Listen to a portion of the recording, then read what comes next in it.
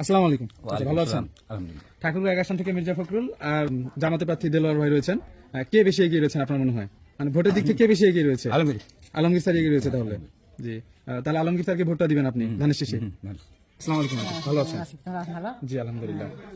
আগামী 12 ফেব্রুয়ারি যে নির্বাচনটা রয়েছে, হ্যাঁ, সেখানে হচ্ছে ঠাকুরগাঁও ১ আসন থেকে মির্জা ফখরুল আলমগীর ধানের শীষের যে মার্কা আছে সেটা নিয়ে দাঁড়িয়েছেন এবং জামাতের প্রার্থী দাঁড়িপাল্লা নিয়ে দাঁড়িয়েছেন। আপনি কাকে সমর্থন করবেন চাচ্ছেন? ধানের শীষে। আসসালামু আলাইকুম চাচা, ভালো আছেন? ঠাকুরগাঁও ১ আসনে মির্জা ফখরুল আলমগীর আর হচ্ছে জামাত প্রার্থী দেলোয়ার ভাই, কে বেশি এগিয়ে আছেন? আলমগীর। আলমগীর এগিয়ে আছেন। জি ধন্যবাদ। ভোট কাকে দিবেন? আমার ধান শীষে দেবো। আসসালামু আলাইকুম, ভালো আছেন? আগামী নির্বাচনে আপনি কোন পক্ষকে ভোট দিবেন, জামাত প্রার্থীকে না বিএনপি প্রার্থীকে?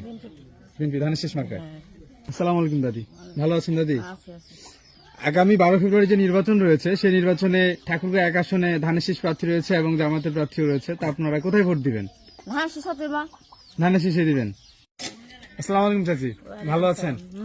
ঠাকুরগাঁও ১ আসনে মির্জা ফখরুল আলমগীর আর দেলোয়ার হোসেন রয়েছেন। দেলোয়ার হোসেনের প্রতীক হচ্ছে দাঁড়িপাল্লা। আচ্ছা ঠিক আছে, বলো।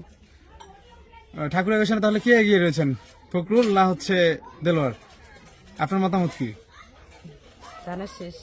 ধানের শীষ, এটা তো ফখরুল স্যারেরই একটা প্রতীক। হ্যাঁ, তা ধানের শীষে এগিয়ে রয়েছে, আপনার মতামত? ধানের শেষে দেবো ভোট। ধানের শীষে ভোট দিবেন।